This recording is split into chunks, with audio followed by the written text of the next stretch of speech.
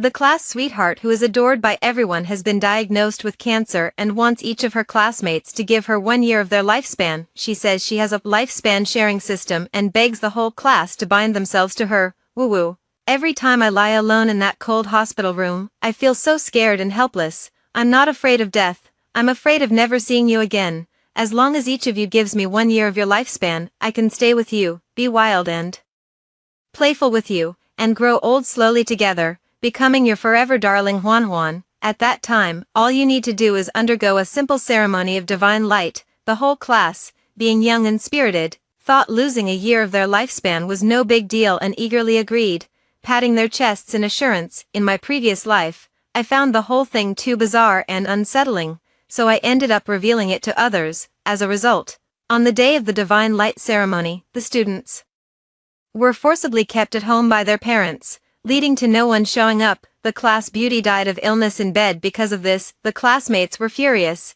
kidnapped me to a remote wilderness, cursed and beat me, then tortured and killed me. When I opened my eyes again, I had been reborn to the moment when my classmates promised the class beauty to bind the system and give her lifespan. What they didn't know was that the lifespan sharing system was originally called the lifespan sacrifice system. 1 year of life equals 1 body organ. To give the class beauty 1 year of life, they must randomly sacrifice one of their own organs. This time, I not only kept it a secret, but also slammed the black card down on the table with a loud pop. I'm willing to buy life for Juan Juan, my darling. You give me 1 year, I give you 100,000, 10 years, I give you 1 million, and so on. No upper limit. Even if I'm not doing well, living to 70 or 80 years old is no problem. What's the harm in giving up 1 year of my life? You heartless beast, you're just jealous that Juan Juan is more beloved by us than you are, so you deliberately caused her death. Since you caused Juan Juan's death, you should pay with your life. Hurry up and die. Opening my eyes again, the insults from my classmates just before my death in my previous life still echoed in my ears. Just as I managed to wake up from the fear, I saw my classmates patting their chests and agreeing to bind the system, offering their lifespan to the class beauty. Dear Juan Juan, don't be so polite about just 1 year of life. As long as you can survive, we're willing to do anything. Once you recover, we'll take the college entrance exam together, enter the same university, and never be apart for all eternity. That's right. Besides you, there are 50 people in the class. If each of us gives you 1 year, you'll live as long as a normal person. What's 1 year? I'll give 2 years. Definitely make sure Juan Juan baby lives to be 100. The last sentence received a lot of responses from classmates. I'll also give 2 years, and me too. My grandfather told me my fortune and said I could live to be 100 years old. I'm giving you 5 years. The PE monitor waved his hand excitedly, speaking without hesitation. The class beauty, Yi Juan Juan, became emotional, her eyes turning red. Thank you all. After the radiant light ceremony, I'll be able to truly live again, singing and dancing for you. Forever your beloved Juan Juan. Instantly, the classmates burst into joy, beaming with happiness. Suddenly, Jiang Linyue, why are you standing there without saying a word? The whole class is actively participating. Are you unwilling to give up a year of your life? Lin Yanzhou's eyes flashed with severity as he stared intently at me. Seeing him, I immediately felt a chill run down my spine. In my past life, after Yi Juan Juan died, it was him who led the charge to knock me unconscious. By the time I woke up, I had already been caught by my classmates in the desolate mountains, and he had another identity. He was a poor student my family was currently supporting. For this reason, I took special care of him at school, which led Lin Yanzhou to mistakenly think that I liked him, so he had always bossed me around. In his words, I explained to Lin Yanzhou that he had misunderstood, but he simply didn't believe me. I have a broad mind, so I simply smiled it off and said no more. Never did I expect that, in the end, it would be this person who had always accepted my help, the one who would personally push me into hell. At that thought, my gaze turned cold. Before I could speak, Yi Juan Juan had already begun sobbing and pleading. I beg everyone, please don't trouble Jiang Linyu. Everyone has their own thoughts. Even if we don't agree, we can still show respect. Yi Juan Juan, can't possibly make everyone like me. After all, it's a year of life. It's normal for people to be unwilling. She bit her pale lips, putting on a pitiful and delicate appearance. Combined with her manipulative and insinuating words, she immediately pushed me into the center of a storm. In an instant, my classmates rose up in anger, all glaring at me with furious eyes. Quick, tell me, are you willing or not? She's a young lady from a wealthy family, her life is precious, look at her pitiful state, like she's lost both parents, most likely she's not willing, besides, she's always been insanely jealous of our dear Juan Juan and loves to stir up trouble. Asking her to help our beloved group favorite is probably impossible, but it doesn't matter anyway. With so many of us contributing our lifespans, our dear Juan Juan can live long enough. Whether she helps or not is irrelevant, Jiang Linyue. If you're unwilling to give it, then get lost quickly, your presence is nothing but an eyesore. That last sentence really struck a nerve. The main event is about to begin, and I'm the star of the show. My silence alone has already made my stance clear. Glancing up, I caught a glimpse of regret in Yi Huanhuan's eyes. A thought stirred within me. It seems she knows about the side effects of the system if I don't actively offer her lifespan. She must be feeling quite displeased. Yi Huanhuan has always been jealous of my family's wealth, so she frequently targets me and sows discord between my classmates and me. Over time, under the halo of her being the group's favorite, I became the thorn in everyone's side, the eyesore in their eyes. Everyone, listen to me. Lin Yinzhou waved his hands and shouted loudly. He glanced around at his classmates and said, "It's true that Jiang Lin Yu doesn't want to give up a year of her life. That's fine. The college entrance exam is in 3 days, so the sacred light illumination ceremony 2 days from now must go smoothly. But what if she reveals what happened today? Then our parents will definitely forbid us from leaving the house. At that point, we might lose our precious Huan Huan forever." Yes, indeed, everyone snapped back to reality and surrounded me. Yi Huanhuan also felt a wave of dread. She hadn't even considered this possibility. I looked at Lin Yinzhou, who was sneering at the corner of his mouth, and a flash of understanding crossed my mind. He has also been reborn. In my previous life, he never put on such a show, but being reborn is even better. When Lin Yinzhou becomes disabled, compared to my warnings in the previous life, I believe he will suffer more than anyone else in my previous life. Yi Huanhuan sent me a message just before she died. "You bitch, it's all your fault. Even if they gave me an extra year of life, the side effect would just be losing one organ. It wouldn't be life-threatening, but you had to interfere. However, after I die, they'll definitely make you join me in death. Ha ha ha." At the time, I showed this message to my classmates, but not a single one believed me. They said I was malicious, that I wouldn't even let the dead rest, and they treated me even more harshly, suppressing the turmoil inside me. I asked, "So what do you want to do?" Lin Yinzhou was clearly well prepared. "Swear it, make a poisonous oath, and keep swearing until we're satisfied." The classmates all voiced their agreement, because aside from this method, there was no better solution for the time being. At this moment, the classmates had not yet lost their beloved little group darling, so they were not as utterly deranged as they had been in the previous life. Okay.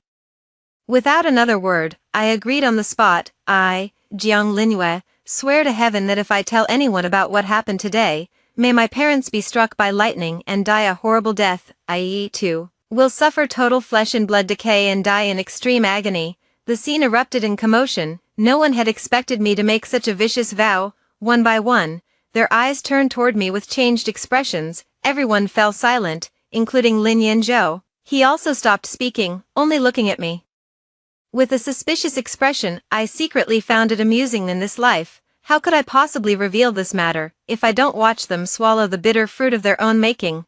How can I ever vent my hatred? Not only that, I was willing to add fuel to the fire. Everyone stopped paying attention to me. They began surrounding Yi Huanhuan, asking after her and showing concern. "Thank you all for keeping me in your hearts and loving me so much." Huanhuan is truly moved. Yi Huanhuan relaxed, turned her gaze to her classmates, and once again looked as if she were on the verge of tears. "My dear Huanhuan, you mustn't say that. As the group's favorite, you deserve to be treated as such." "That's right, no need to say more. Hurry up and let your system bind with us." "Yes, once the binding is successful and we confirm the number of years of life we'll give you, we can hold the holy light illumination ceremony. Then you'll become the most beautiful little angel in our hearts again." Yi Huanhuan was overjoyed and nodded repeatedly. I watched coldly, sneering inwardly. The most vicious are women's hearts, and that's exactly the kind of person Yi Huanhuan is. She was just about to speak when I interrupted her. "Wait a moment." I let out a loud shout. "Jiang Linyue, are you out of your mind? Are you starting trouble again? If you don't want to give up your lifespan, fine, but why are you barking like a dog here? Why haven't you left yet?" "That's right, Get out of here quickly, are you trying to sabotage our bond with the system and indirectly harm our dear Huan Huan? You really are a dog that can't stop eating shit. The classmates all chimed in one after another, once again hurling personal attacks at me. Yi Huan Huan looked anxious, afraid I would stir up trouble and cause something to go wrong. Everyone's gaze toward me grew increasingly hostile. Lin Yanzhou was even more ready to take action. I forced myself to suppress my anger and explained, I think there's been a misunderstanding. Here's the thing, although I'm unwilling to give a year of my life to Huan Huan, I'm willing to do my part. Lin Yanzhou's gaze turned strange. What do you mean by your part? I immediately pulled out the black card from my pocket and slammed it down on the table. I may not be willing to give up my lifespan, but I do have money. I'm willing to buy Huan Huan a life. Yi Huan Huan's eyes lit up, and she looked at me with full anticipation. The others, however, looked puzzled, not understanding what I meant. I spoke with firm conviction. You give Huan Huan 1 year of life, and you can take away 100,000 yuan from me. This continues indefinitely, with no limit. The moment I said this, silence fell over the entire hall. Some students from less privileged backgrounds had sparkling eyes, clearly captivated. 10,000 yuan a year, over 10 years, that's 1,000,000 yuan. In today's society, if you come from a poor family and have poor academic performance, can you really earn a million yuan in 10 years? The answer is just daydreaming. It's simply impossible. The poorest student in class shouted out first, staring at my black card with greedy eyes. Jiang Linyu, are you serious about what you said? This student had left a deep impression on me. Back in my past life, he kicked me at least 8 times. I proudly nodded. A gentleman's word is as good as gold. Once spoken, even 4 horses can't catch up. Great. This classmate couldn't wait to come to Yi Huan Huan's side.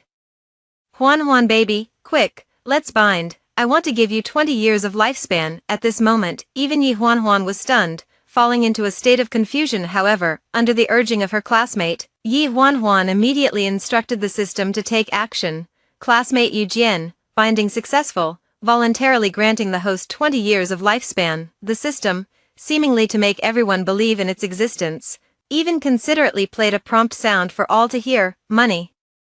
Classmate Yu Jian quickly approached me, his eyes bloodshot as he extended his hand toward me. With a smile on my red lips, I took out my phone and called the bank. Soon, Yu Jian's card had an additional 2 million. Yu Jian was so excited that his body trembled. His gaze toward me no longer carried the usual disdain, but instead held a hint of gratitude. I stared intently, scanning the crowd. Next, the classmates saw the real money in Yu Jian's card, one by one. Breathing heavily, in an instant, a line formed right in front of Yi Huan Huan. Those who successfully bind, come to me immediately to collect the money. I didn't hesitate either, paying out the money according to the lifespan given. 20 years, 15 years, 10 years.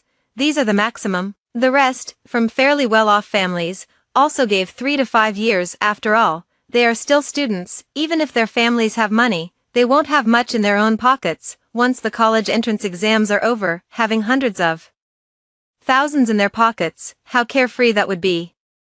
The most impressive was the sports committee member, who seemed to firmly believe in his grandfather's fortune-telling, convinced that he would definitely live to be 100 years old. He generously gave away 30 years of his lifespan and took 3 million from me. Yi Huan Huan was already laughing like a fool. All she could do was laugh, unable to utter a single word. That's true. Who would ever complain about living too long? She probably can live for several hundred years now. Thinking of that number, Yi Huan Huan wanted to burst into song, but considering the occasion, she ultimately held back. Lin Yanzhou was the last one to bind with the system. Student Lin Yanzhou, binding successful, voluntarily donating 1 year of lifespan to the host. As soon as the system's announcement sounded, classmates all turned to him with surprised glances. After all, Lin Yanzhou was the most loyal sycophant of Yi Huan Huan, yet, at this moment, he was the one who had donated the least. Give me the money quickly. After linking the system, he walked up to me, recited his bank account number, and said impatiently. I chuckled darkly. What money, you stingy guy, always shouting loud slogans. Yet you're the one who contributes the least when it really matters. I bet your so-called kindness toward Huan Huan was all an act. Huh, you. Lin Yanzhou grew flustered. However, I didn't give him any chance to argue back at all and continued to press him relentlessly. What do you mean? You actions speak louder than words. every classmate has contributed at least 3 years of their lifespan, and I've maxed out my card too. For one's sake, we've all made tremendous sacrifices, but you, on the other hand, only gave a measly 1 year of your lifespan without feeling any pain. Lin Yanzhou, it turns out you're just a selfish and petty person. This little bastard, if he hadn't led the kidnapping of me in my past life, I definitely wouldn't have died so tragically. So, I didn't want to miss any chance to tease him. The moment I finished speaking, all my classmates, including Yi Huanhuan, looked at him with clear disdain. Student Jiang Linyu is right. If you're giving a year of your life, then don't ask for money. How embarrassing is that? Usually, when you ask us to take care of little Huanhuan, you're so eager, but now it's your turn. I can only laugh, if I may say so. We've all misunderstood Jiang Linyu in the past. The fact that she was willing to shell out tens of millions for Huanhuan shows she's still a person who values emotions. Now that I think about it, it seems every time we misunderstood Jiang Linyu, you were the one behind it all. He who eats from someone's hand is short of words. He who takes someone's money is soft in his stance. Having taken my money, it's only natural for you to speak on my behalf. Hearing the mockery and ridicule from the crowd, Lin Yanzhou was nearly driven to rage, yet helpless, could only glare at me with intense hatred. He didn't expect me to turn against him, and the classmates no longer stood by his side. He hurriedly ran toward Yi Huanhuan. Huanhuan, baby, don't listen to this bitch's nonsense. I've always been the best to you, you know that. Suddenly, the system's notification interrupted him. Congratulations, host, you have obtained a bound lifespan of 587 years. In an instant, the scene fell into a deathly silence. Everyone stood frozen in place, stunned. 587 AD. One by one, their expressions began to shift unpredictably, and they fell into silence. When the classmates looked at Yi Huanhuan, their eyes turned red. An overwhelming sense of jealousy sprouted uncontrollably in everyone's heart. I watched coldly, sneering inwardly. After jealousy came greed. I'm curious, will Yi Huanhuan still be their favorite? Yi Huanhuan clearly noticed something was off. Her eyes darted around, and she said, classmates, I've got some great news. The system said that after helping me extend my life, it will randomly choose one of you as the next host within a month. The room erupted in commotion instantly. No wonder she's the group's favorite. Everyone believed her without hesitation. One by one, they were as if pumped with adrenaline, flushed with excitement, all dreaming of becoming the next lucky one. Yi Huanhuan, seeing that she had managed to calm everyone down, finally breathed a sigh of relief. Wow, she really has some tricks up her sleeve. I silently praised her. The most miserable one was Lin Yanzhou, who watched my retreating figure with gritted teeth. He was the most unlucky one, having lost a whole year of his life for nothing, yet not receiving a single cent. The classmates fell into a frenzy of celebration, heading off arm in arm to spend their newfound fortune. Jiang Linyue, stop right there. Lin Yanzhou caught up with me. My expression was cold. What's wrong? Is there something? His gaze was fixed on my face, as if trying to see through me. After a long moment, he finally said, have you also been reborn? I frowned. What rebirth? I don't understand. Lin Yanzhou looked at my innocent face, his heart filled with mixed emotions. He truly reincarnated. His greatest wish in this life was to keep Yi Huanhuan alive, and now I'm spending money to drive everyone into a frenzy of sacrificing their lifespans, an attitude completely different from my past life. While this fulfills his wish, it also makes him uneasy, because he remembered the message from Yi Huanhuan that I showed everyone when I proved my innocence in my previous life. In the message, it was clearly stated that 1 year of life requires the sacrifice of a body organ. Lin Yanzhou felt anxious and fearful. He couldn't help but suspect that the message was real, and that my actions were deliberately intended to retaliate against everyone. So, to be on the safe side, he offered the minimum of 1 year of life. All right, from now on, don't talk to me anymore. Someone as stingy as you doesn't deserve to be my classmate, nor do you deserve to join us in spoiling our beloved Huanhuan. I mocked him with the same tone Lin Yanzhou used to use, infuriating him to no end. I ignored him, and as for his venomous glare, I couldn't care less, because the dozen or so bodyguards arranged by my dad were already in place ahead. Before this group of people goes to hell, the bodyguard will protect me every step of the way. In this lifetime, cherishing life is the most important thing. At that moment, my dad's call came through. Yeah, how did you spend over 50 million? What did you buy? Dad asked gently. With a cheerful tone. My heart warmed, and recalling my tragic death in a past life, I held back tears and pouted, saying, "I played a little game with my classmates and lost. Oh, no problem, I'll deposit another billion into your account in a bit, spend it however you like." 2 days later, at night, an abandoned rural elementary school, a bus drove into the playground. The students carried Yi Huan, who was wearing a white dress, and got off the bus one after another. "Huan, my dear, hurry up and begin, the moment to witness the miracle is about to arrive. It's hard to get out here. Tomorrow is the college entrance exam, and I still have to go back to review soon." Right. Most importantly, which student will the system choose as the next host? I can't wait. Hurry up for what? Didn't Huan say the system has a 1-month observation period? Just do your best. I stood at a distance, watching my classmates eagerly preparing, smiling. Broadly, system reselecting its master Yi Huan's mouth.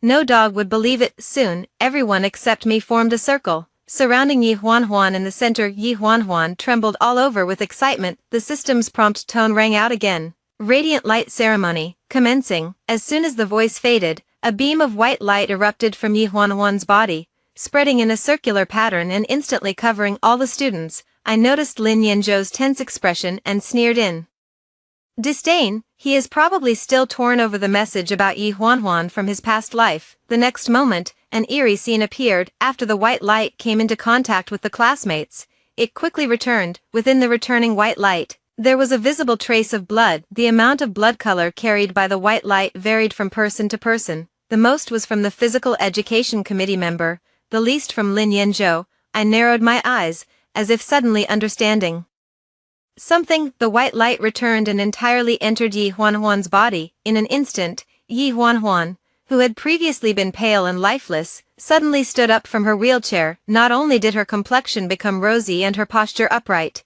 but her appearance and aura had actually improved by several levels. Even I, a rich girl who's been pampered since childhood, felt utterly inferior standing before her. It seems that what was given away is not just a life, but something far more significant. Huan baby is really healthy now. It's truly miraculous. Oh my goodness, Huan baby, you are so beautiful. You are simply as beautiful as a celestial being. I think even celebrities can't compare to you. The students gathered around Yi Huan, making a lively commotion, laughing and chatting joyfully, as if they had returned to their former selves. Only I frowned, knowing the matter wasn't that simple, because right now, the students were physically normal, with no unusual symptoms occurring. Where there is gain, there must be sacrifice. I have always firmly believed that this world is conserved. Lin Yanzhou ran excitedly toward me, his face beaming with triumph. Without any restraint, he sneered, as expected. "You were deceiving us in your past life.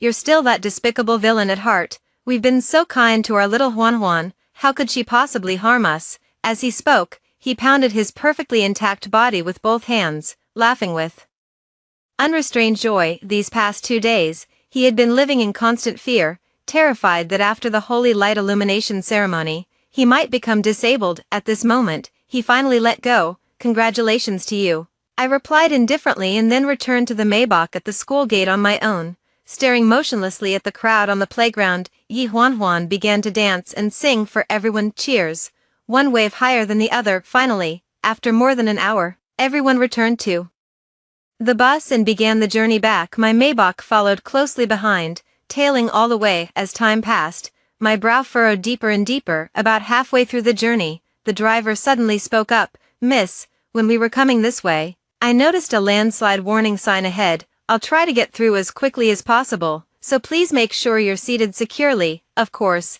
it would be best to let your classmates know to stay safe." I, who had been in a state of confusion, suddenly brightened and hurriedly said, "Stop the car." The car stopped, and my eyes fixed intently on the bus ahead, from which music was coming. Not far in front of the bus, I could make out the general situation with the help of the headlights. A landslide warning sign was placed by the side of the road. Behind the sign, there was a small pile of mud and debris. At the top left, there is a steep slope of yellowish-brown mudstone. On the right side of the road, there is a cliff with an extremely steep drop.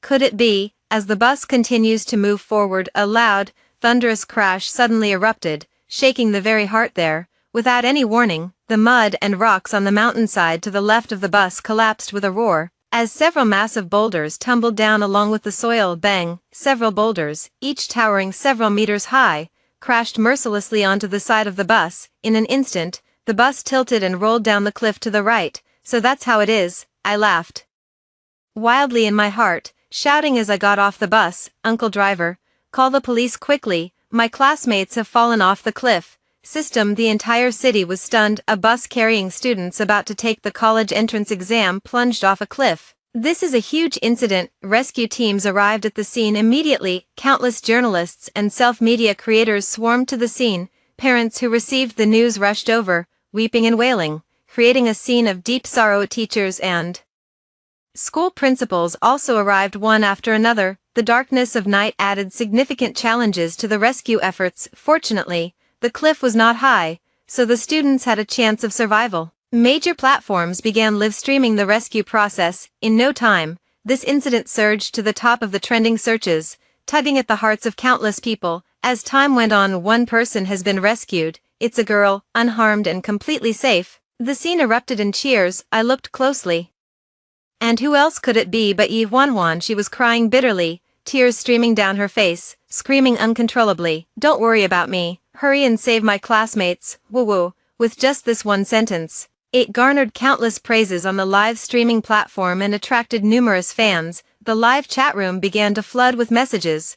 "What a kind-hearted child, still thinking of saving classmates first at such a moment. Truly admirable." Exactly. And so beautiful, even celebrities can't compare. Following her now, hoping other students can be as safe and sound as she is. Unfortunately, fate had other plans. The second person rescued turned out to be Lin Yanzhou. At this moment, he stared at his left leg, his pupils filled with despair, his mouth wailing incessantly, looking utterly hopeless, hiding in the darkness. I caught sight of his condition and began to laugh silently. His left foot was a mangled mess, flesh and blood indistinguishable. Amputation is unavoidable in the live stream room. So tragic, can't bear to look. Poor child. Countless words of sympathy offered no comfort to Lin Yanzhou. He finally couldn't bear the reality and fainted. As time passed, one by one, the classmates were rescued. All of them were missing arms or legs, blind or missing ears, without exception. The number of missing organs matched exactly the years of life given away. It was hard to imagine the miserable state of classmates who had given away 20 or 30 years of their lives. As for Yi Huanhuan, who was surrounded by reporters, her tears never stopped flowing from beginning to end. Every time she saw a classmate being carried out, she would call their name, then burst into tears, weeping with such sorrow that it moved everyone deeply. Jiang Linyue. Yi Huanhuan's sudden cry interrupted my overflowing joy. "Jiang Linyue, you're safe too, that's really wonderful. I almost forgot, you weren't in our car, so you didn't fall off the cliff." She stumbled toward me, and as soon as she reached me, she hugged me tightly, crying uncontrollably. Only then did everyone realize there was another classmate who was completely unharmed. Upon hearing Yi Huanhuan's words and seeing the Maybach behind, everyone's expressions turned peculiar. Not riding in the same car as the classmates, so they didn't fall off the cliff, because they were wealthy, they rode in a Maybach themselves, completely disdaining sharing a car with their classmates. Moreover, this student Jiang Linyue showed no trace of sorrow on his face, forming a stark contrast with Yi Huanhuan, who was overwhelmed with grief at this thought. Everyone present turned to me with expressions of disdain. In the live stream, conspiracy theories began to spread. Some even started discussing whether the bus crash had anything to do with me. Of course, I could tell from Yi Huanhuan's performance that she was just stirring up trouble and trying to turn people against me. However, without changing my expression and with a calm demeanor, I said, "Huanhuan, don't cry. Crying won't save our classmates. I've already contacted my father, and all the students will be sent to our family's hospital for treatment, free of charge. At the same time, my father has arranged for sufficient medical resources to fully treat every student." Yi Huanhuan was immediately left speechless. The people around couldn't help but look at me with newfound respect. The previous speculation vanished without a trace. Yes, crying won't solve any problems. What truly matters is being able to offer real, tangible help to classmates. For a moment, my popularity instantly skyrocketed, but I turned and walked away without answering any questions. Everyone suddenly understood. No wonder they couldn't see any sadness or distress on her face just now. It turns out this classmate Jiang Linyue has a cool demeanor, but her heart is passionate enough, seeing that I was safe and sound. Yi Huanhuan felt disappointed and could only continue crying uncontrollably. There was nothing else she could do. This was the only thing she could do now. The next day, as she stepped into the examination hall, facing the reporters' cameras and flashlights, Yi Huanhuan's eyes welled up with tears, and she struggled to hold them back. My heart is truly aching so much. I wish everything that happened last night was just a nightmare. They should have been standing here with me. She finally wiped away the tears that had fallen, but no matter what, I must walk this path for them. Please. Please pray for my classmates, and also give me a little bit of encouragement, okay? I will carry the light of all of us to illuminate this examination hall. Thank you all. These words sparked countless rounds of applause. I stood in the crowd, watching her performance, smiling without a word, then stepped into the examination hall first, ready to face the most crucial moment of my life. At the same time, the hospital held a press conference. It is with great regret that we inform you that more than half of the students have lost their lives. This news did not come as a surprise to society, and people could only mourn for them in silence. Last night, many people turned into a pile of rotten flesh, and even the gods couldn't help, of course. These students were the ones who contributed the most lifespan, so it was only natural that they sacrificed the most organs. After the college entrance examination ended, Yi Huanhuan opened a TikTok account and gained 1 million followers daily. She eagerly headed to the hospital, ready to film the first video for her account. She vowed to uphold her persona of caring for her classmates to the very end. Get the hell out of here, you bitch. If it weren't for going to perform some ritual to extend your lifespan, would I have lost an eye? Would all my limbs be broken? My entire life is ruined. Do you even know that? In the hospital room, the class monitor snarled viciously at Yi Huanhuan, who had just walked in. His left eye was blind, and all four limbs had been amputated. Lying on the hospital bed, he endured endless torment. Yi Huanhuan was momentarily stunned, then her eyes filled with tears. All of this was an accident. Who would want a natural disaster like a mudslide to happen?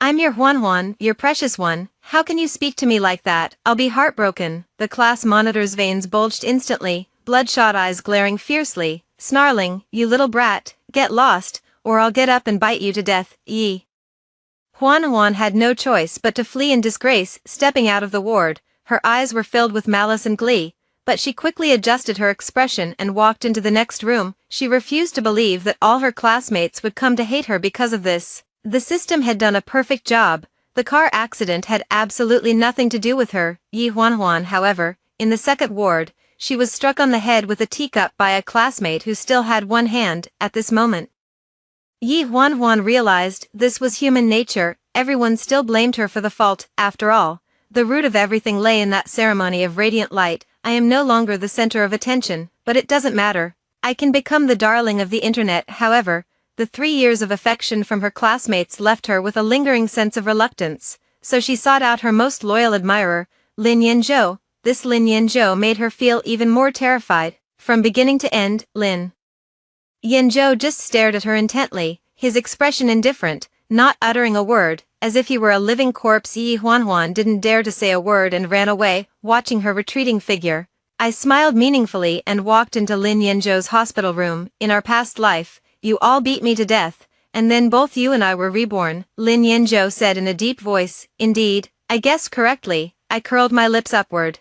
Do you think there's a possibility that you could be reborn once more? Instantly, Lin Yanzhou's eyes lit up, his gaze turning murderous as he looked at me, but the moment he saw the bodyguard suddenly appear behind me, his intensity vanished. He understood, this life, he could never kill me again. I wouldn't give him another chance. But Lin Yanzhou looked in the direction where Yi Huanhuan had gone. I saw this scene and smiled. Time flies, and half a year passed in the blink of an eye. A shocking message spread across the internet. Yi Huanhuan, hailed as the most beautiful top scorer, angel of humanity, and goddess of kindness, has gone missing. No sign of her alive, no body found. In an abandoned warehouse deep in the remote countryside, Yi Huanhuan, with a smelly sock stuffed in her mouth, was thrown to the ground, bound hand and foot, her eyes filled with boundless fear. Surrounding her, a group of cripples stared at her like malevolent ghosts. Who else could these people be but my surviving classmates? Lin Yanzhou, according to what you said, in our past life, we beat Jiang Linyue to death too. Avenge Yi Huan. At the same time, Yi Huan knew full well that sharing a year of life required sacrificing an organ, yet she still maliciously bound us to the system. Also, that Jiang Linyue, like you, has been reborn. The money she spends is buying our lives to avenge her past self. The class monitor slumped in her wheelchair, glaring fiercely at Yi Huan on the ground, her face twisted with rage. I believe Yan Zhou, everything he said matches up. I gave 5 years of my life. And now I've lost all 4 limbs and 1 eye. I gave 3 years of my life, so I lost 1 ear, 1 arm, and 1 leg. I gave away 4 years of my life, and both my hands and legs left me, turning me into a human stump. Every survivor, without exception, matched up. Lin Yanzhou leaned on his crutches, his eyes wild with madness. Since my classmates have all believed me, why not take a gamble? How to bet? In our previous life, we killed Jiang Linyue, and both she and I were reborn. In this life, if we kill Yi Huan, will she and I be reborn again? If I am reborn once more, by then I will have already seen through everything and will definitely step forward to protect all my classmates. Upon hearing this, the classmates burst into laughter, causing a chorus of eerie howls. All right, our lives are already ruined in this lifetime. Living is more painful than dying. We must bet. We absolutely have to bet. Yes, kill Yi Huan first. If she doesn't reincarnate, then find a way to kill Jiang Linyue. I just want to live my life again. Woo, we're all crippled, but she can live over 500 years. Damn it, if she doesn't die, who will? Hurry, let's all do it together. I can't wait any longer. With that, a group of people fell from their wheelchairs, or hopping on 1 foot, crawling, or wriggling. About 20 figures, in various twisted and incomplete postures, like vengeful demons from hell, moved toward Yi Huan. Died beyond recognition. Even more tragically than in my previous life, this scene was captured by a pinhole camera and transmitted to my phone. I, Jiang Linyue, as an upright person. A group of lunatics were kidnapping and murdering people in the abandoned warehouse I bought, leaving me with no choice but to call the police. My group of disabled classmates have all been arrested, with both eyewitnesses and physical evidence. They will now face legal punishment. As for how much social discussion Yi Huan will stir up, that has nothing to do with me. I arrived at the prison to visit my classmates, who are physically disabled but mentally strong. First, I found Lin Yanzhou, facing his venomous gaze. A sudden voice erupted within me, audible only to him. Student Lin Yanzhou, binding successful, 50 years of lifespan forcibly extracted by the host, to take effect in 1 month. The familiar system notification sound rang out. In an instant, Lin Yanzhou pointed at me and screamed in terror, his face pale as paper, his whole body trembling, followed immediately by a stench of urine. This guy actually wet himself from fright. I pointed to my own nose and said with a smile, I don't know why, but it found me. And it seems to have even upgraded. As soon as the words fell, Lin Yanzhou collapsed to the ground, feeling nothing but sheer horror, his scalp tingling. I stood up and left, to go visit the next classmate. What are your thoughts after hearing this story? Feel free to share your feelings in the comment section. Now, let's begin a new story. Everyone praises my elder sister for being as serene as a chrysanthemum, uncompetitive and unambitious, but I've noticed, she loves to speak in reverse. She says, I'm like a brother to the crown prince. How could I possibly become his crown princess? Yet it was she who married into the Eastern Palace in grand splendor, while I failed the imperial selection and was ridiculed by others. She said, you are fond of the third prince. Why not enter the palace as my servant? I'll find an opportunity to mention this to the emperor. Yet after 5 years of loyal service, she abruptly assigned me to a butcher in the city. The butcher labors hard all year. I knelt and begged for medicine. She retorted, I've seen how you pretend to be poor and seduce the emperor. What hardship do you truly have? After being pierced by 10,000 arrows, my soul watched as she handed the sachet I had embroidered to the imperial physician. Gu Ian, when I opened my eyes again, I had returned to the day she refused to participate in the imperial selection. In the 6th year of serving as Qiao Liu's personal maid, she stopped me with a large group of guards and palace maids. The scattered herbs in my hands became the evidence she claimed of stealing precious items from the palace. I have treated you well, yet you have grown accustomed to acting arrogantly and domineeringly in this palace. Now, you have stooped to such despicable deeds, truly wasting all the care I have shown you. Qiao Liu, dressed in luxurious shoe brocade, looked down at me from above. The palace servants lowered their heads, not daring to look, but I saw clearly. A flicker of disgust unmistakably flashed in her usually indifferent eyes. I cried out, pleading my innocence and begging for mercy, but no one paid any attention. The herbs in my arms scattered all over the ground. It was nothing more than medicine I had begged from the imperial physician Gu Ian for my critically ill husband at home. After failing to persuade her, they were all just damp and moldy scraps. In the end, Qiao Liu gave the order for all the palace servants to watch as I was pierced by 10,000 arrows and died. My body floated in the air, watching Gu Ian burn paper money for me with a sorrowful expression. Before my soul dissipated, I saw Qiao Liu smiling sweetly as she presented the fragrant pillow I had made before my death to Gu Ian. Chinger, such a splendid gown, you should be the one to wear it. A voice so familiar it was etched into my heart suddenly rang out. Before me, a girl of 15 or 16 rested her chin on her hand, though her eyes couldn't help but drift toward the gown held by the maid. After saying this, she added another remark. My brother the crown prince and I are like siblings. How could I possibly become his consort? I didn't speak, only stared fixedly at the scene before me, the custom-made gown, the ornate headpiece, and Qiao Liu sitting in the host's seat pretending not to care. I nearly laughed out loud. Heaven has eyes, it actually let me be reborn. In the previous life, when the crown prince was selecting a consort, Qiao Liu had been the princess's study companion since childhood and shared a deep bond with the crown prince.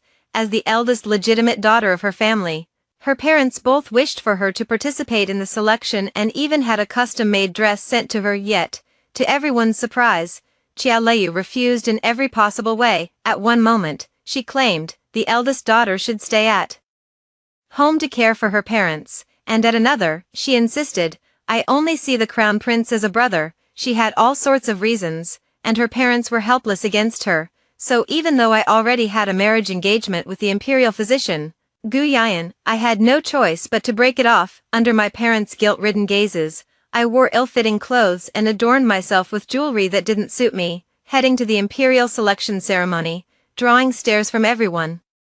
Fortunately, the crown prince and I had met several times before, and he was about to issue an edict to make me his concubine when Qiao Liu arrived. She wore elegant yet noble brocade, her long hair flowing loosely behind her, her small face flushed as she hurried over, capturing everyone's attention, not to mention that the person she had in mind was none other than the crown prince himself, which delighted her even more. She immediately withdrew the decree and appointed Qiao Liu as the principal consort. The entire mansion was filled with joy, as gold, silver, and jewels flowed in like a river. Flatterers and sycophants nearly wore out the threshold with their visits. Everyone offered congratulations, but only I seemed to be forgotten by everyone. Not only had I lost a marriage proposal, but I had also failed in the selection process, forever to be mocked by the noble sons and daughters. Yet Qiao Liu, adorned in phoenix crown and rosy veil, lived in splendor as the crown princess. Later, I happened to meet the third prince, and we fell in love at first sight. Just as Qiao Liu became pregnant, she invited me into the palace to help care for her,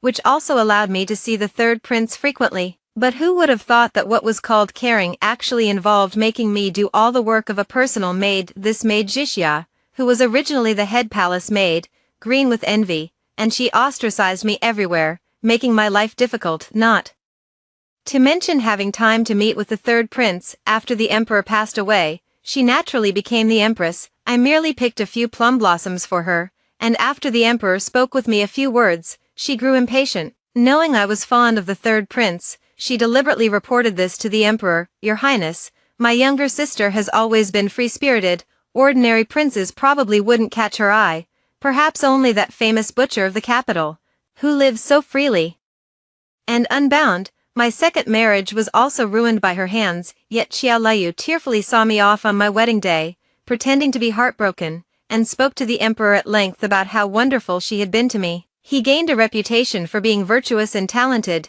yet he did not want to do things that would benefit those beneath him. The winter was bitterly cold, and she refused my request to seek medical help for my husband. Left with no choice, I had to take the risk of seeking assistance from the imperial physician. Gu Ian casually gave me some damp and moldy herbs that were about to be discarded, and then inadvertently mentioned this matter in front of Qiao Liu. Qiao Liu was displeased that I had privately contacted him, and just as I was about to leave the palace gates, she brought people to apprehend me, under the guise of stealing valuable medicinal herbs from the palace. I was caught red-handed with the evidence, surrounded by the crowd. I endured utter humiliation and died feeling as though pierced by 10,000 arrows. I had countless opportunities to secure a stable life of my own, yet each one was systematically destroyed by Qiao Liu. How could I not harbor hatred? My thoughts returned to the present, and I lowered my gaze to Qiao Liu, who was pouting in the main seat, quietly giving my personal maid Jean a meaningful look. According to my memory,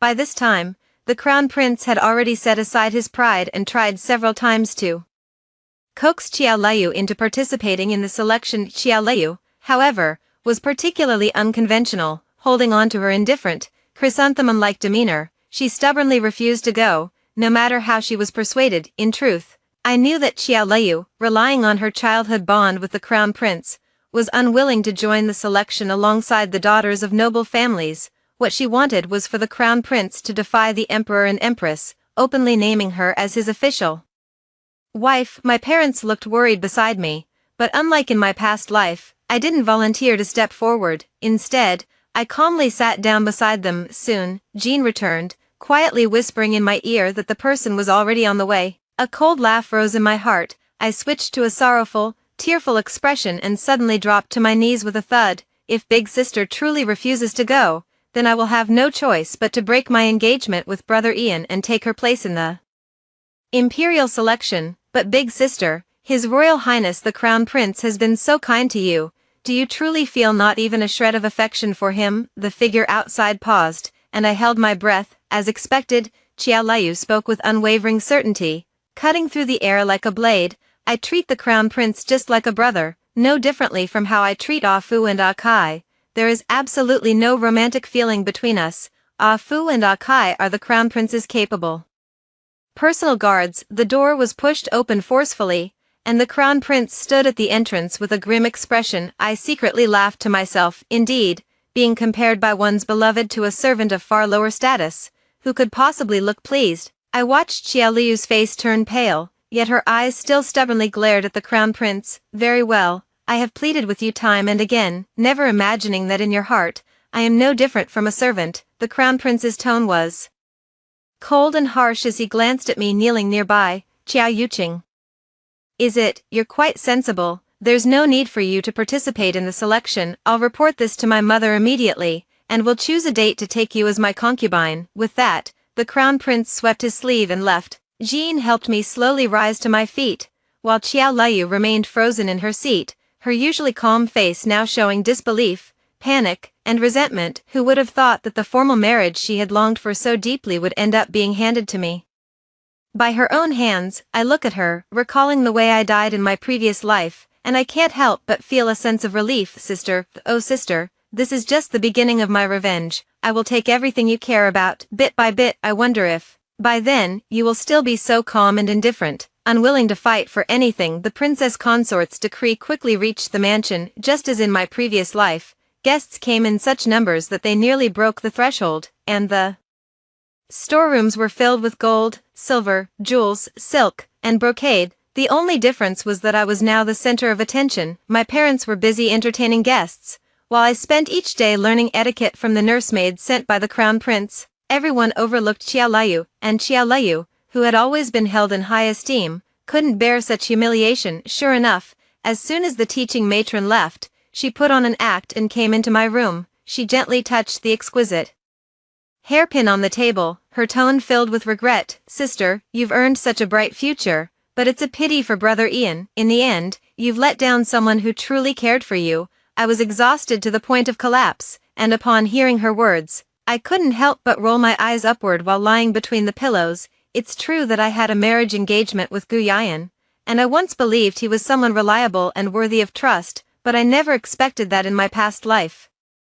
He ignored my difficult situation entirely, blindly believing Qiao Liu's words and convinced that I had broken off our engagement merely to climb the social ladder. After finally managing to explain everything to him, I was struck by another disaster. The outbreak of a plague in the palace. As a court physician, Gu Yan exhausted all his medical skills to save Qiao Liu's life. The two of them gradually grew closer, openly speaking of a bond that transcended the love between men and women. Such Rebellious words, thus came the outcome of my previous life. Qiaoliu, dissatisfied that I had privately sought medicine from him, found a pretext to have me executed in this life. Although it was the crown prince who specifically requested to marry me as his consort, Gu Ian still sought me out privately, his words filled with incomprehension and heartache. Liu and the crown prince grew up together since childhood. Their bond is different from yours, you truly should not have agreed to this marriage. Although the palace is rich and luxurious, it is also a place that devours people. One careless move could lead to an irreparable disaster, dragging the entire family down. I immediately recognized this as Jiao Luyu's rhetoric directed at him. Though I was too lazy to care, I still feigned reluctance, shedding 2 tears. Are you suggesting I should publicly reject the crown prince in such a situation? Eldest sister may not wish to marry the crown prince, but someone from our family must go. While your choice is important, does that mean Yuqing's life is expendable? Gu Yan opened his mouth, perhaps realizing I had a point, and couldn't utter another word of blame. It's just a contest of who can pretend to be pitiful, who can cry more convincingly. If Jiao Liu can do it, so can I. Now, seeing Jiao Liu anxious inside while still pretending to be uninterested and uncompetitive on the surface, I couldn't help but feel delighted inside, so I feigned sincerity and said, "It's I who have wronged elder brother Ian, but all these years, if eldest sister has no romantic feelings for the crown prince, then perhaps she does for elder brother Ian. What are you saying?" She glanced out the window, her face pale with shock, and exclaimed, "I regard elder brother Ian as my elder brother, not as you imagine." Seeing her constantly glancing out the window, I began to guess the truth. Could it be that elder sister secretly admires the crown prince, but is too shy to say so? I cautiously guessed, pretending to be alarmed. "If that's the case, sister, I won't dare to interfere in the slightest. I'll go tomorrow to ask the crown prince to revoke the imperial decree." Qiao Luyu clearly hadn't expected the conversation to be steered by me. Her expression became awkward, yet she still stubbornly insisted, "Of course not. Since you are to marry the crown prince, I would never share a husband with you and lose my dignity." I watched the faint shadow disappear through the crack in the window, a smile curling at the corner of my lips. Qiao Liu would not stand by and watch herself lose the position of crown princess. No doubt she came here to mention Gu Ian intentionally, hoping to lead me into confessing my feelings for him so that the person outside the window would know. It's just a pity that, having lived this life once before, I am no longer the Qiao Yuqing who could be led around by the nose. My eyes flickered. Rather than let her scheme succeed in pushing me out of my position as the crown prince's consort, it would be better for me to play the submissive role, just as she did in my past life, and earn a reputation for being virtuous and dutiful. Reluctantly, under Qiao Liu's unwillingness, I still married into the Eastern Palace in grand style. Soon, the day arrived for the crown prince to select his concubine. These days, I have been learning from the elders in the palace how to manage everything in the Eastern Palace. The summer heat is intense, and I often bring the cooling soup I made to pay my respects to the emperor and empress. The crown prince is very pleased with me. When I remove all my makeup and hair ornaments, I rest my head on his lap, letting him stroke my long hair inch by inch. "Yuqing is wonderful, having you as my blessing." His tone was gentle, but the way he looked at me seemed as if he were seeing someone else. I knew that the crown prince still missed Qiao Liu. The selected maidens stood in a row, performing the kowtow to the empress, the crown prince, and me, yet the crown prince seemed somewhat distracted, constantly weighing the sachet meant to be bestowed upon the concubine in his hand. I didn't care at all, now blowing on the hot tea, now coughing lightly twice, hinting that I was unwell. I completely ignored the queen's hinting and urging gaze. The auspicious moment had arrived, and the crown prince had no choice but to make a selection. He slowly paced, about to hand the sachet in his hand to the first woman. "Wait," a clear and melodious voice reached everyone's ears. Those present turned their heads to see Qiao Liu dressed in a light green gauze skirt, looking elegant and refined, her face flushed as she hurried toward the center of the hall. "I apologize for my tardiness, Your Majesty the Empress and Your Highness the Crown Prince." The matron beside me frowned, about to step forward and respond, but I stopped her. "Qiao Liu deliberately did not apologize to me. Looking down on me, to look down on me is to look down on the Crown Prince, to look down on the Eastern Palace, and to look down on Her Majesty the Empress." Sure enough, I heard the Empress snort coldly. What a disgrace! However, the Crown Prince's eyes lit up, and he withdrew the sachet he was about to hand over, instead bestowing it upon Qiao Liu. General Qiao's eldest daughter is gentle, virtuous, and kind, making her an excellent candidate for the position of consort. Therefore, Qiao Liu, her eyes filled with shyness and a smile, was about to take the sachet. Your Highness, the Crown Princess. Jean's sudden exclamation interrupted the Crown Prince's words. I pinched my own thigh, forcing myself to shed 2 tears, which caught the Crown Prince's attention. I stood up, my face pale, coughed lightly twice, and then fainted. Your Highness, someone, call the Imperial physician quickly. I felt dizzy, and the scene became chaotic. The Crown Prince, after all, considered that I was the Crown Princess, so he didn't bestow the sachet and instead took it back. The Empress hurriedly called for someone to carry me to the bedchamber. Jean, having received my instructions earlier, carefully stored the consort's sachet and waited for the Empress's decree. Only Qiao Liu remained. Her dream of being a concubine was halfway through, her smile not yet formed, when everything was abruptly interrupted. Sharing a husband with her own sister, and still only a concubine. If I were her, I'd just jump into the lake and end it all. Qiao Liu knelt on the ground, only coming to her senses when a maid gently prodded her. She could only watch the Crown Prince hurry away, biting her lip until it bled. No way, how could Prince Brother care so much about Xiao Yuqing? The diagnosis came back, she's pregnant. The Eastern Palace was filled with joy. Even the Crown Prince, who usually kept his emotions hidden, couldn't suppress a smile. I was still weak, yet I struggled to get up and knelt before the Empress and the Crown Prince. What are you doing? Qinger, get up.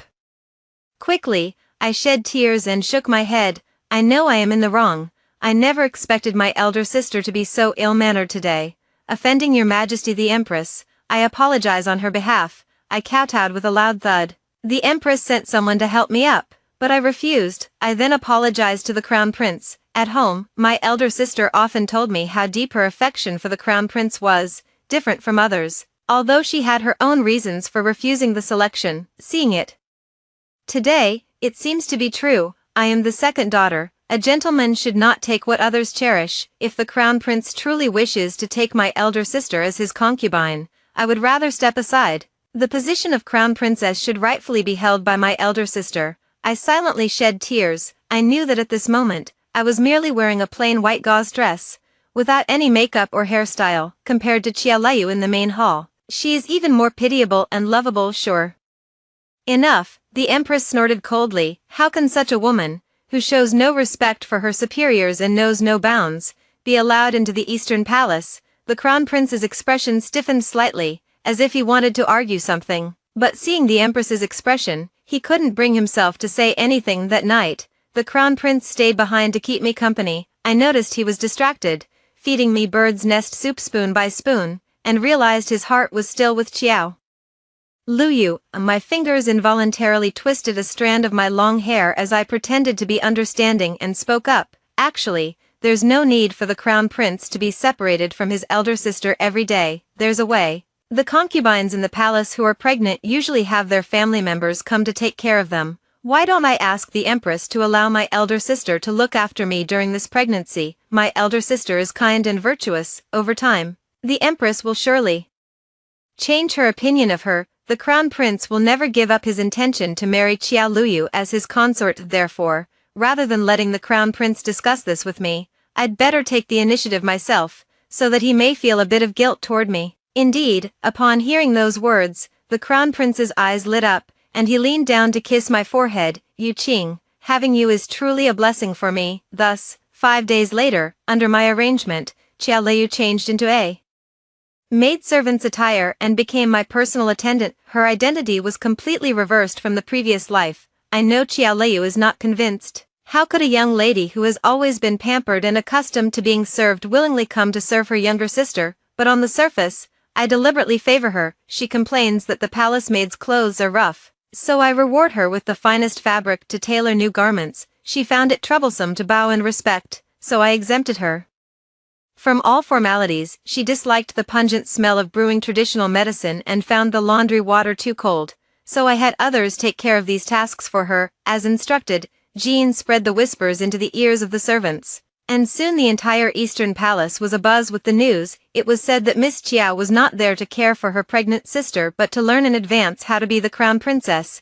and once the selection process was over, the position of crown princess would change hands, yet she still held the status of a palace maid at this time, and such a haughty demeanor truly provoked discontent, especially since moving into the Eastern Palace. I have always been lenient and kind to those below me, never engaging in disputes with anyone. Moreover, I frequently bestowed favors and treated everyone equally, earning the deep affection of all. With the combined efforts of me and my confidant, Xiao Leiyu was quickly ostracized by the servants. Not only did they refuse to wash her clothes, but they also only gave her leftovers to eat. Every time the crown prince came to visit me, Xiao Leiyu's eyes were always filled with longing and envy, yet she stubbornly put on an air of aloofness and superiority. When I fed the crown prince his medicine, she would roll her eyes beside us. When the crown prince and I retired for the night, she would look as if she had been wronged. At first, the crown prince often spoke with her, but 2 out of every 3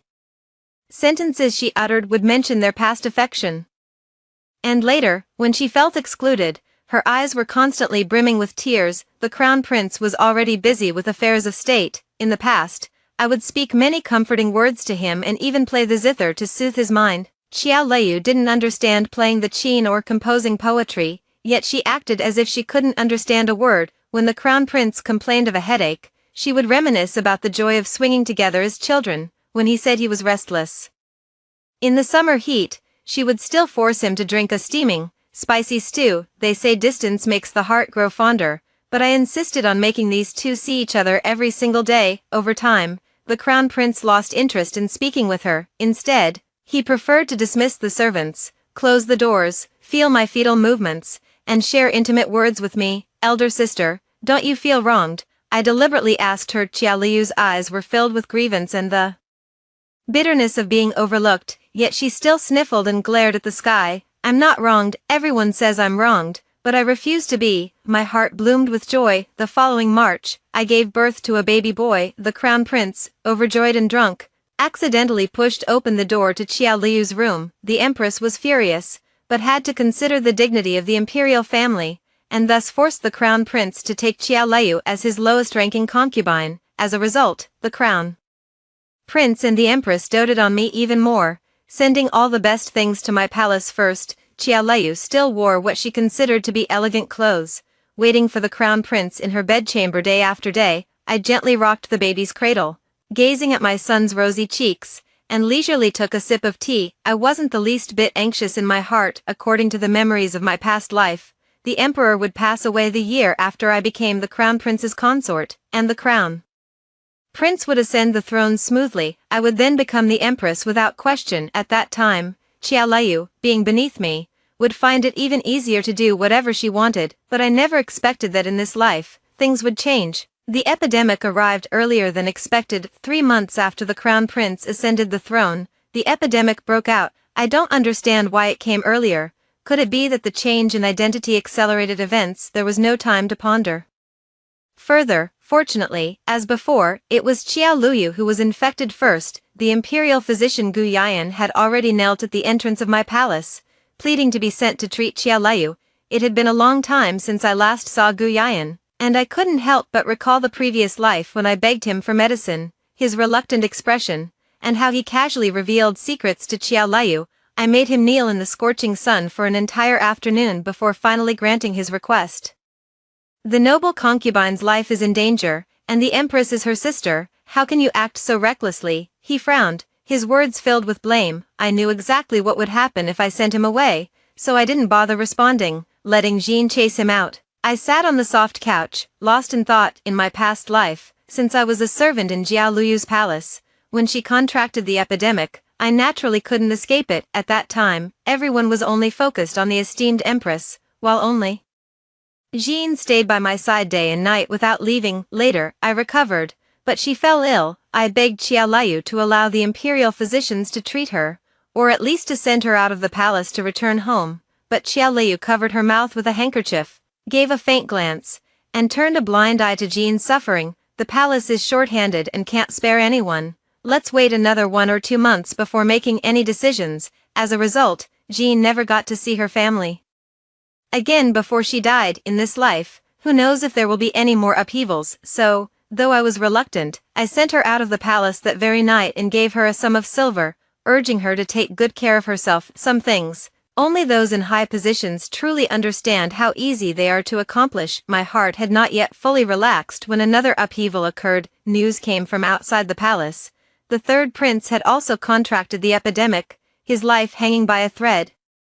Even rumors spread that Xiaoliu, who had gone to the palace to pay respects at the temple, had secretly conspired with the third prince outside, which is why they both contracted the same illness. Xiaoliu said nothing, and in the face of the witnesses and testimonies demanded by the emperor, she merely uttered calmly, "If your majesty does not believe me, I have no way to defend myself." Her attitude infuriated the already suspicious emperor, who ordered that no one was to treat the third prince. My heart instantly sank halfway. With the roles reversed, it was Xiaoliu who encountered the third prince in this lifetime. The third prince, also known as the third imperial son, was the only person I truly loved in my previous life. He was not favored from a young age and lived outside the palace, never putting on airs as a prince or treating others with arrogance. He did not look down on me for having been engaged before, nor did he join others in mocking me for failing the imperial selection. Instead, he taught me that a person's worth lies in self-respect. I fell in love with him at first sight, and we had a delightful conversation later. When the previous emperor passed away, the current emperor, out of brotherly affection, welcomed him back to the palace. This led to Xiaoliu finding an excuse to bring me into the palace to serve as her personal maid. Xiaoliu looked down on me for having won the favor of the third prince, so she delayed and dismissed my marriage arrangements. It wasn't until the emperor spoke a few words to me that she grew anxious, fearing I might become a consort and rise to a higher status, so she arranged for me to marry a butcher in the capital. In this life, I am already the empress, and there is no possibility between me and the third prince, but he is such a good person, I cannot stand by and watch him die. All I want is to let Xiaoliu experience the shattered life I once lived. Xiaoliu was selfish and unwilling to explain herself to the emperor. She was still ill, and the emperor wouldn't do much to her, perhaps just confine her to her quarters, but the emperor was naturally suspicious, and the third prince's life was in danger. Calculating the timing, it was about when the emperor had contracted the epidemic. I feigned illness, had the imperial physician prescribed numerous remedies for epidemic diseases, and secretly arranged for these medicines to be sent to the residence of the third prince. After Gu Yan cured Xiaoliu, the two grew increasingly close, and even for routine pulse checks, Xiaoliu insisted on having Gu Yan attend. The emperor's illness is worse than I had imagined. Feverish and constantly babbling incoherently, he held my hand, occasionally calling out to me, "Little sister Yu." The palace maids all say the emperor and empress share a deep affection, but only I know that this Yuer sister is actually Xiaoliu, not me. Xiao Yuqing. I watched the emperor closely without taking a single step away, while Xiaoliu courted the other concubines, subtly implying that I was monopolizing the emperor and refusing to let go. "Empress, you are too narrow-minded. If it were us, we certainly wouldn't act this way." But she herself was still mired in rumors, and no one wanted to have anything to do with her. I didn't stay idle either. When the emperor slowly regained consciousness and saw me, a clear flicker of disappointment flashed in his eyes. I took the initiative to admit to the fault. "It's all my fault. The virtuous consort was concerned about your majesty, but she has only just recovered. I couldn't bear to let her exhaust herself, so I had her come to take care of your majesty." The emperor sighed, helped me to my feet, and said it was all right. I covered my face again and shed tears, feigning concern for Xiaoliu. I heard that the virtuous consort is deeply concerned for his majesty, and specially sought out hang by chrysanthemum to make a fragrant pillow, intending to present it to the emperor. His majesty has just recovered from a serious illness, and has been coughing these past few days. The virtuous consort even specially obtained the imperial tribute of loquat paste, presumably to prepare medicinal dishes for his majesty. Indeed, this morning I even saw one of the virtuous consort's maids carrying a copied Buddhist scripture to burn and recite. Hearing me say this, the emperor's expression finally softened a bit. However, the palace maid serving nearby couldn't hold back and stammered in her report, "Indeed, the virtuous consort did sew a Hangzhou white chrysanthemum-scented pillow, but, I coldly snapped, "How dare you, in front of his majesty, what is there to hide?" The palace maid dropped to her knees with a thud, trembling as she recounted how, this morning, while passing by the Qiaoleu Palace, she had seen the imperial physician Gu Yian taking the pulse for the Empress Dowager, how intimately the two had interacted, and how the virtuous consort had personally presented Gu Yian with a pillow filled with hang-by chrysanthemum. Even the premium loquat paste had been carefully prepared and served to Gu Yian, who finished it before leaving. Even the hand-copied Buddhist scriptures were meant to comfort the mother of physician Gu after her passing. Insolent. The emperor was furious and smashed the porcelain bowl in his hand to the ground. She was rumored to be involved with the third prince, and now she's entangled with the imperial physician. What a disgrace. The emperor coughed violently. And I quickly stepped forward to comfort him, seizing the opportunity to explain on behalf of the third prince. The third prince merely had a common fever. The palace attendants guarding him reported it long ago, and he will recover within 3 days. It seems the rumors are just rumors. The third prince and the virtuous consort have no connection. As for imperial physician Gu Yian, I deliberately feigned hesitation, watching the emperor's recently recovered body tremble with rage, then added fuel to the fire by promptly sending someone to summon consort Xian. Qiaoleu, oh Qiaoleu, in my past life, just because the emperor spoke a few words with me, you accused me of bewitching his majesty. Just because Gu Yian gave me a bit of medicine, you held a grudge. Now it's my turn to decide your fate. The concubine Xian was demoted to a commoner and confined to the cold palace that day. In front of everyone, she pressed her hairpin against her throat, forcing the emperor to apologize to her. I knew you since youth, and I thought we would be together until the end, but I never expected that it would be another man who offered me warmth in my time of hardship.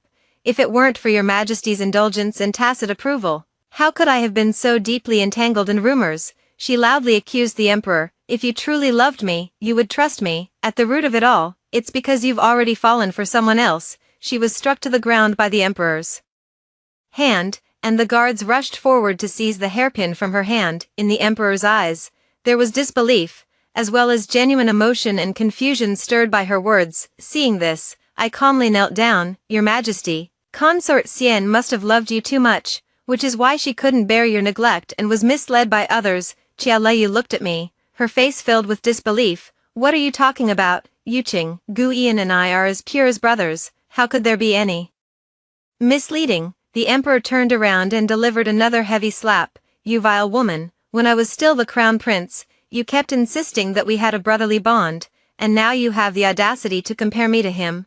Qiaoleu was stunned by the blow. Covering her face and unable to speak, I chuckled inwardly, keeping a straight face as I detailed how she never addressed me as the empress, showing her dissatisfaction with me. Sure enough, the emperor grew even angrier, roaring for Qiao Liu to get out and declaring he never wanted to see her again. As for the imperial physician Gu Yian, although the virtuous consort defended him at every turn, there was no concrete evidence of adultery. To protect the royal family's reputation, he was secretly sent to serve at a remote palace, separated by 1,000 miles. The two were cast aside by the emperor, out of sight, out of mind. That same winter solstice, I became pregnant with the emperor's child again, and the following year, I gave birth to a princess. From then on, I could truly be considered to have both sons and daughters, firmly securing my position as empress. To maintain balance among the various palaces, I always recommended concubines to the emperor, ensuring no sister was neglected. As a result, I was beloved by all the palace ladies and satisfied both the emperor and the empress dowager. Another winter solstice came, and at the family banquet, I met the third prince for the first time in this life. After a bout of epidemic, he seemed to have grown much thinner and weaker. On the pretext of sobering up from the wine, he stopped me along the way. I have never met the empress dowager before. Why did you help me with the epidemic and the palace rumors? I returned to the family banquet with a troubled mind. How could I tell him? Would I say that in our past life, we fell in love at first sight and almost got married in the end? I had to pretend to confess, merely to avoid dragging innocent people into palace intrigues. The third prince's eyes darkened noticeably as he gave a light explanation that he had only met Qiaoleu once and had no further contact. I glanced at the pair of children playfully wrestling in the emperor's arms, not yet having time to reflect, when an unfamiliar eunuch came to report that the cold palace had caught fire. What are you standing there for? Go save her now. The emperor sprang to his feet, ignoring the support of the palace maids, and rushed anxiously toward the cold palace. Amid the chaos, I exchanged a distant glance with Jixia in the crowd. Jixia was Qiao Liu's personal maid. When Qiao Liu was first sent to the cold palace, the emperor had intended to have Jixia executed. It was I who saved her. For the past 2 years, she has been secretly informing me of Qiao Liu's movements. For example, to maintain her innocence, she brought nothing with her when entering the cold palace, and had to eat stale buns delivered by low-ranking eunuchs. Another example, to preserve her dignity, she refused to do the work of a palace maid, instead ordering the gatekeeper eunuch to wash her clothes, which resulted in her rations being withheld for a long time. For instance, tonight's fire, as Ji Xia said, was a desperate act by Qiao Liu, who could no longer endure the hardships of the cold palace and tried to regain the emperor's favor through this performance. I calmly took a sip of tea before sending the palanquin to the cold palace. As soon as I arrived at the cold palace, I saw the emperor kick Gu Yian, who was carrying Qiao Liu, to the ground. Both of them were soaked, especially Qiao Liu. She had originally brought many clothes into the cold palace, but later, unable to endure hunger, she pawned them one by one. Now, the thin fabric on her body, soaked and clinging to her skin, fully revealed her curves. What a disgraceful sight! I flusteredly averted my eyes and called for someone to drape clothes over the two of them. Your Majesty, if Dr. Gu was punished and sent to the imperial palace, how could he be here? Is this your will? I feigned concern. The emperor was furious, kicking Gu Yian again and again. No one dared to step forward to stop him, yet Qiao Liu, oblivious to the situation, kept defending Gu Yian. Only after the emperor had vented enough did I step forward to dissuade him. Gu Yian couldn't stop vomiting blood, and the eunuchs who had extinguished the fire found fuel inside, along with the fire starter in Qiao Liu's bundle. The real show is yet to come. After investigation by the guards, it was indeed confirmed to be arson by someone inside the room. Qiao Liu deliberately set the fire and cannot escape death. She finally let go of all dignity, tearfully recounting her experiences in the cold palace and her longing for the emperor. Seeing that the emperor was moved, I gave a meaningful glance to the palace maid beside me. She understood the hint and walked over,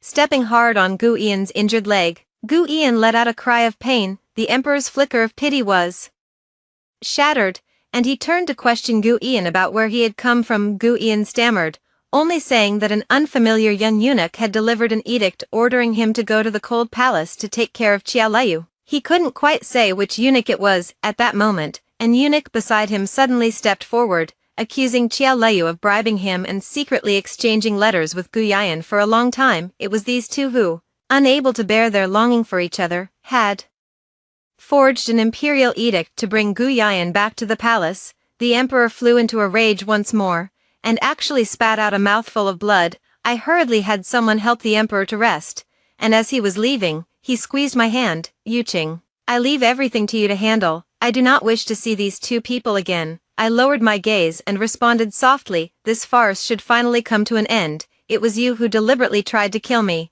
framing me for having an affair with Gu Yian. Qinger, I'm your older sister. How could you be so cold and heartless? In the damp dungeon, Qiao stared at me in disbelief. Bloodstains from the previous person still remained on the iron rack nearby, reminding me of my past life, when I was pierced by countless arrows. If our positions were reversed, you might not have spared me either. I smiled, smoothing out my phoenix robe. I now sit on the phoenix throne you coveted most, while you intentionally set fire in the palace, disregarding the emperor's safety, and secretly colluded with Gu Yian. Which of these matters has wronged you? Guards, I looked at Qiao Liu, disheveled and devoid of her former radiance, and issued the decree without a trace of emotion. Qiao Liu is guilty of multiple offenses and cannot escape the death penalty. However, in consideration of our past sisterly bond, she is granted the privilege of taking her own life. Stepping out of the dungeon, the sky gradually brightened. After a night